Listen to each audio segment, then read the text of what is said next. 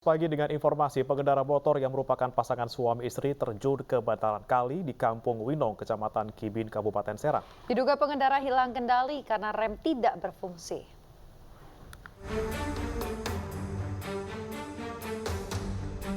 CCTV milik warga merekam pengendara motor yang merupakan pasangan suami istri tercemplung ke bantaran kali di Kampung Winong, Kecamatan Kibin, Kabupaten Serang. Menurut saksi, pasutri ini melaju dengan kecepatan cukup tinggi saat akan pulang ke rumahnya di wilayah Kecamatan Carenang, Kabupaten Serang. Naas, kendaraan tidak terkendali saat akan menghindari minibus di depannya, diduga akibat rem tidak berfungsi. Warga kemudian langsung menolong pasutri ini dari dalam kali. Boncengan sama istrinya? sama istri ya. Tapi nggak kenapa-napa? Enggak sih, Nggak ada korban ya? enggak ada. Tapi sempat ditolong sama warga ya? Sempat jadi tolong. Sempat minta tolong nggak Pak? Sempat minta tolong. Minta tolong semuanya. Langsung warga datang. Pengendara hanya mengalami luka ringan, sementara motor yang jatuh terperosok ke dalam kali pun dievakuasi. Dari Serang, Banten, Mahesa Apriandi, iNews melaporkan. Pemirsa, kebakaran hutan dan lahan gambut yang terjadi di Kabupaten Nagan Raya, Aceh hingga kini belum berhasil dipadamkan. Minimnya sumber air dan angin kencang membuat petugas gabungan kesulitan untuk padamkan kobaran api.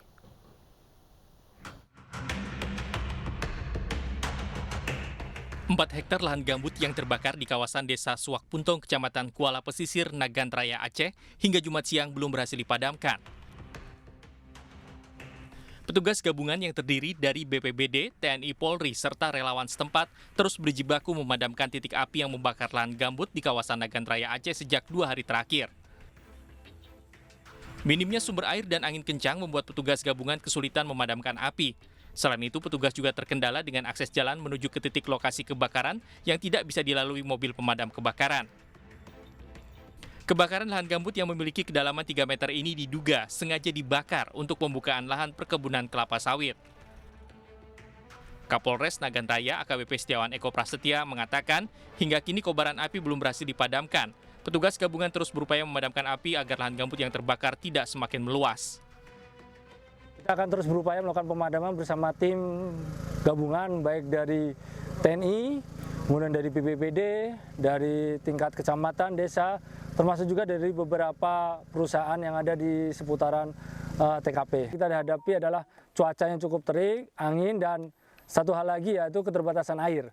Untuk peralatan insya Allah ada meskipun mungkin tidak optimal, namun kita akan upayakan terus mendatangkan bantuan untuk peralatan, namun untuk air ini yang memang sangat terkendala di lapangan.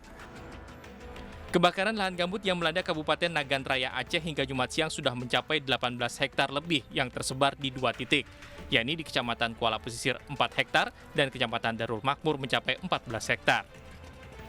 Dari Kabupaten Nagan Raya Aceh, Afsah melaporkan. Sebuah lapak limbah barang bekas di Jalan Pembangunan Kecamatan Batu Ceper, Kota Tangerang, ludes terbakar. Banyaknya material plastik membuat api dengan cepat menghanguskan lapak yang ada di pinggir jalan tersebut.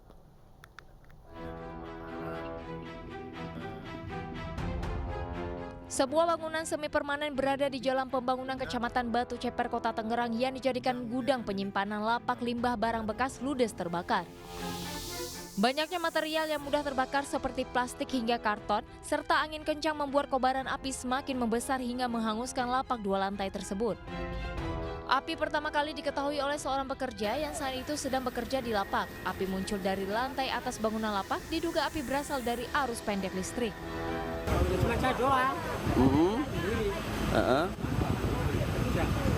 Itu api dari mana awal, Pak? Dari atas. Lagi ada pekerjaan atau gimana? Ya, saya lihat kerja. Dari atas tuh sumbernya dari mana, Pak? Listrik ya. Listrik? Ya. Lagi ngelas atau gimana, Pak? Enggak ada. Oh, nggak ada. Korslet listrik apa gimana, Pak? Listrik. Nggak ada orang kok. Sementara petugas pemadam kebakaran yang menerima laporan kebakaran langsung menerjunkan 7 armada ke lokasi untuk memadamkan api yang sudah membesar. Sampai TKP, posisi api udah membesar, jadi langsung kita proses pemadaman. Berapa unit mobil yang diterjunkan? Unit kita menurunkan sekitar ada 7 unit. 7 unit dari ya. Gabungan dari UPT Ceper, Pos Benda, sama Pusat. Pusat ya. Kalau informasi dari awal mungkin dari rumah ya, saya juga belum tahu tadi pas kita sampai TKP api sudah besar. Api bisa dipadamkan 1 jam kemudian oleh petugas, beruntung tidak ada korban jiwa akibat kebakaran tersebut. Sementara arus lalu lintas dari Batu Ceper menuju kota Tangerang sempat mengalami kemacetan akibat kebakaran. Dari Tangerang, Banten, Sukron, Ainus melaporkan. Diduga lupa matikan listrik, 8 petak rumah kos yang berada di lantai 2 di Jalan Cawang Uki, Kramat Jati, Jakarta Timur hangus terbakar pada Jumat siang. Api berhasil dipadamkan 1 jam kemudian dengan bantuan tim pemadam kebakaran.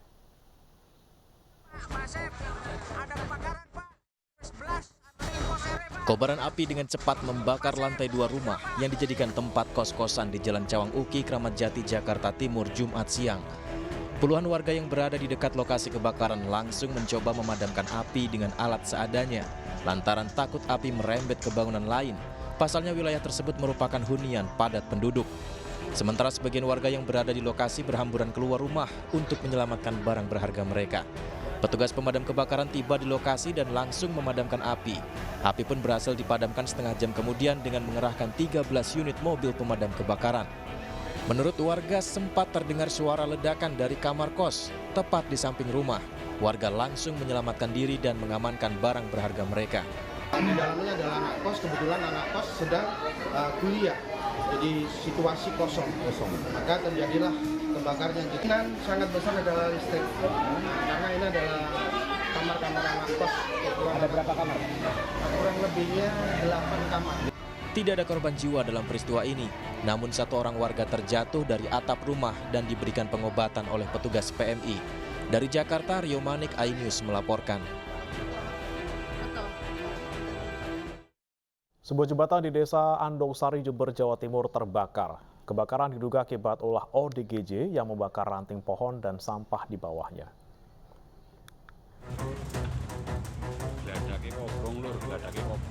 Api berkobar dan membakar sebuah jembatan di desa Andongsari, Kecamatan Ambulu, Jember, Jawa Timur.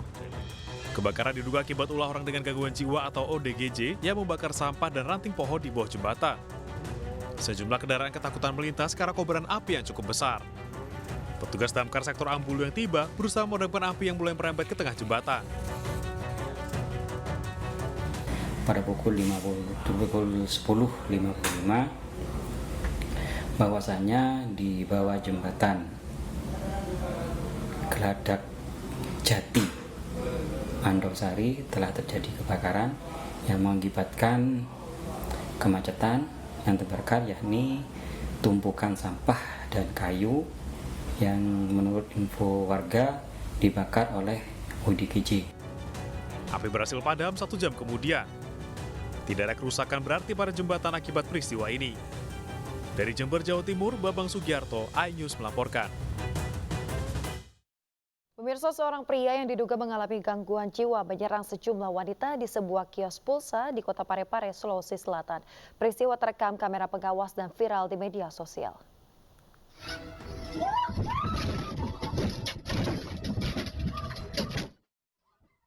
Sejumlah wanita yang ada di sebuah kios pulsa di Jalan Bau Masepe, Kota Parepare, Sulawesi Selatan ini panik dan histeris.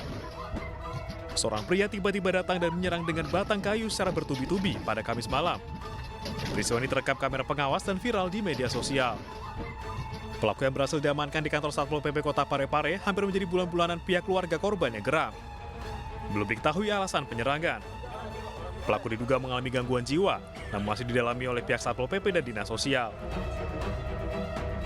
Bahwa ada orang melakukan kekerasan di sekitar Jalan Bumasepe.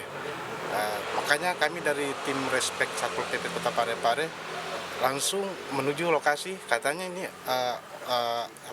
orang yang melakukan ini sudah tiba di kantor Satpol PP Kota Parepare. Kalau dugaan, kaitannya dugaan bahwa oknum tersebut apakah dia ODGJ atau untuk sementara belum ada, masih dalam tahap pendalaman pemeriksaan. Selanjutnya, pelaku dibawa ke kantor Dinas Sosial Parepare untuk menjalani pemeriksaan lebih lanjut. Dari Parepare, Sulawesi Selatan, Erwin Eka Pratama, iNews melaporkan. Adanya temuan kerangka manusia yang terkubur di pekarangan membuat geger warga Tanjung Banyumas, Jawa Tengah. Polisi yang memeriksa menduga kerangka yang ditemukan adalah korban aborsi dan kini masih didalami oleh polisi. Warga Kelurahan Tanjung Purwokerto Selatan, Banyumas, Jawa Tengah gempar setelah adanya penemuan jasad bayi di sebuah pekarangan rumah. Menurut warga sekitar, kawasan tersebut terdapat gubuk yang ditempati seorang ayah dan anak selama 5 tahun. Penghuninya antara bapak dan anak. Umur bapaknya itu 56. Terus yang anaknya itu 30-an, kisaran ya. Anaknya itu laki-laki perempuan? Perempuan. Terus tinggal di sini tuh selaku warga sini atau memang hanya menempati gubuk di situ atau gimana? Hanya menempati. Kalau secara administrasi bukan. Oh, bukan warga sini. Polisi yang mendapatkan laporan langsung melakukan penggalian dan olah TKP. Menurut pemeriksaan sementara, diduga masih ada 3 lagi kuburan bayi yang belum ditemukan. Sementara hingga Kamis siang, polisi dan warga telah menemukan 4 kuburan yang berisi tulang belulang bayi. Ini sedang kita cari, ya makanya kita polis lain, nanti kita akan gali lagi apakah masih ada. Kalau nanti misalnya masih ada, kita akan sampaikan kepada teman-teman semua. Pak, untuk bayi itu kita sudah melakukan pemeriksaan terhadap 5 orang saksi, ya terkait dengan ini. Baik Pak, itu yang menggali dan kemudian saksi-saksi yang lainnya. Tak hanya satu, polisi menemukan 3 kerangka di 3 lokasi kuburan yang diduga bayi. Setelah penemuan tersebut, polisi membawa kerangka ke Rumah Sakit Margono guna pemeriksaan forensik. Polisi menduga besar adanya tindak pidana atas penemuan kerangka bayi. Polisi menduga besar adanya tindak pidana atas penemuan kerangka bayi. Besar kemungkinan aborsi ataupun pembunuhan. Kepolisian pun masih mendalami dan berusaha mengungkap pelaku pengubur bayi. Dari Banyumas, Jawa Tengah, Saladin Ayubi, Ainus melaporkan. Pemirsa, kasus inses ibu dan anak di Kota Bukit Tinggi, Sumatera Barat viral usai diungkap oleh Wali Kota Erman Safar. Menindaklanjuti hal tersebut, pihak Polres Bukit Tinggi langsung mengambil tindakan.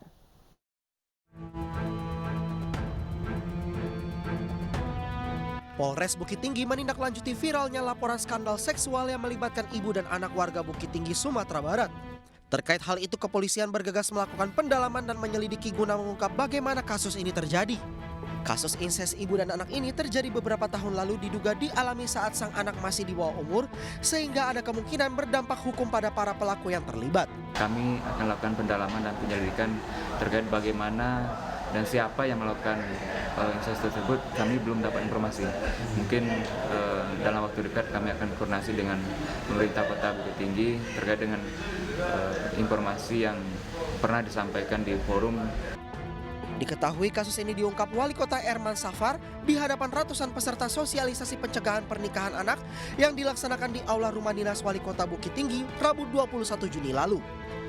Menurut Wali Kota Erman, fakta ini sudah lama terjadi dan tidak ada yang mengungkapkan. Sebuah home industri sabu di sebuah apartemen di Jakarta Barat berhasil dibongkar polisi. 2 orang tersangka asal Iran ditangkap di tempat.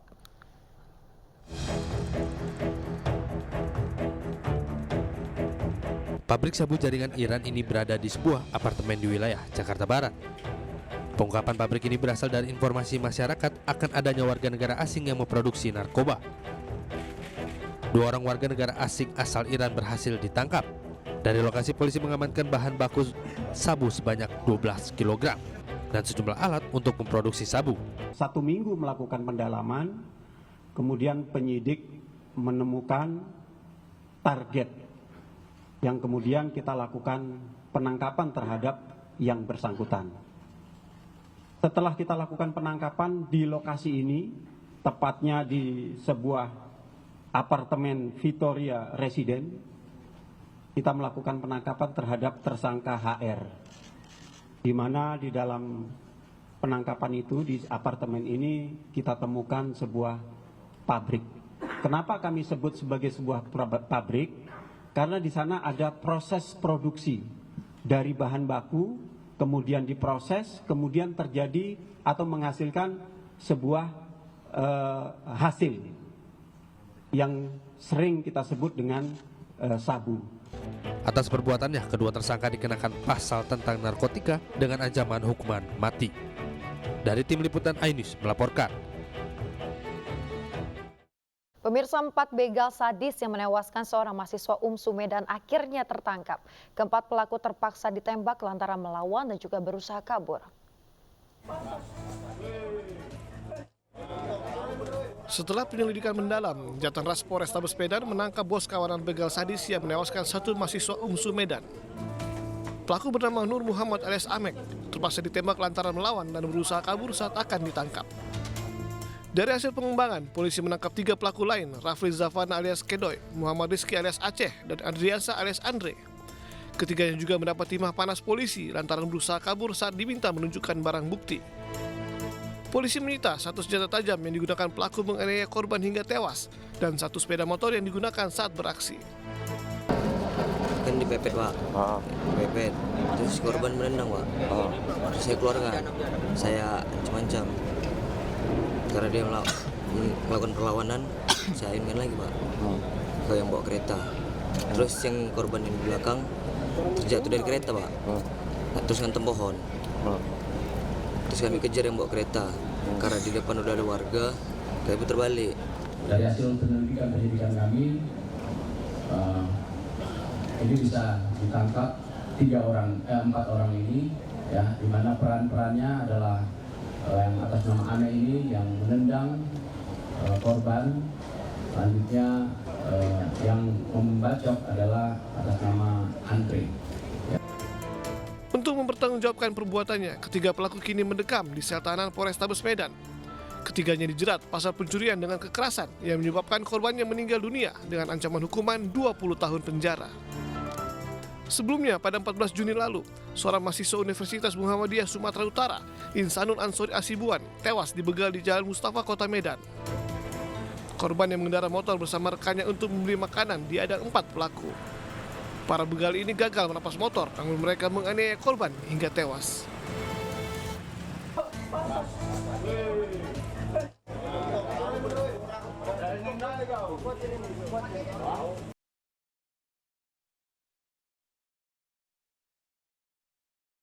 Selamat menaikkan ibadah sholat subuh bagi Anda yang berada di wilayah DKI Jakarta dan sekitarnya. Kembali lagi di Anyus Pagi bersama saya Yasmin Natania dan nanti akan saya Bremana Tenaya. Kita ke informasi berikutnya, pemirsa. Diduga akibat korsleting listrik hingga menimbulkan ledakan pada kompresor kulkas, 3 rumah di kawasan perumahan Citra, Kalideres, Jakarta Barat terbakar pada Jumat malam.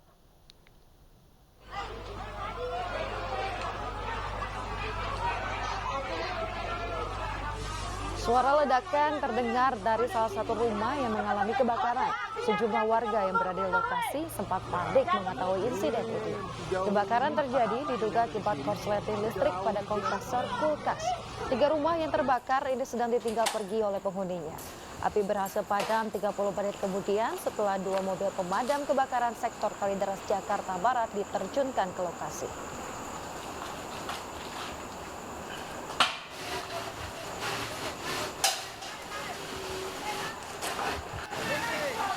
Pemirsa, kebakaran juga terjadi di kawasan padat penduduk di Jalan Lamuru, Kecamatan Bontoala, Kota Makassar, Sulawesi Selatan pada Jumat malam. Bangunan semi permanen yang diketahui merupakan gudang penyimpanan bahan bekas terbakar dan juga menjalar ke 6 bangunan rumah warga. Sejumlah warga pun panik karena api kian membesar. Warga pun berupaya memadamkan api dengan alat seadanya. Belasan mobil pemadam kebakaran silih berganti berupaya memadamkan api.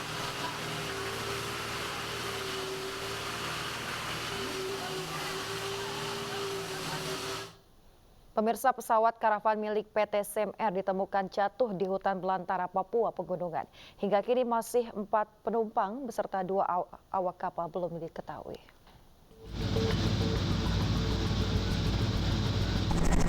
Pesawat jenis Cessna 208 karavan milik maskapai Semua Aviasi Air ditemukan hancur di tengah hutan belantara Kabupaten Yalimo, Papua Pegunungan. Kepulan asap hitam tebal membumbung dari titik lokasi jatuhnya pesawat. Pesawat dengan nomor penerbangan PKSMW rute Bandara Elilim Kepoik ditemukan jatuh setelah hilang kontak 7 menit setelah lepas landas pukul 10.53 waktu Indonesia Timur. Hingga kini nasib 4 orang penumpang beserta Kapten Pilot Hadi Permadi dan Kopilot Levi Murik belum diketahui. Ternyata tidak bisa melakukan evakuasi menggunakan helikopter yang tadi digunakan untuk pencarian. Oleh sebab itu, saat ini kami akan berencana untuk berkoordinasi dengan pihak Lanut Silus Papare untuk melaksanakan evakuasi menggunakan pesawat. Evakuasi pesawat akan dilakukan pada Sabtu 24 Juni 2023. Tim Liputan iNews melaporkan. Diperiksa tim investigasi Pemprov Jabar, pimpinan pesantren Al Zaitun menolak bertemu dengan perwakilan MUI Pusat. Informasinya sesaat lagi, tetaplah bersama kami di iNews Pagi.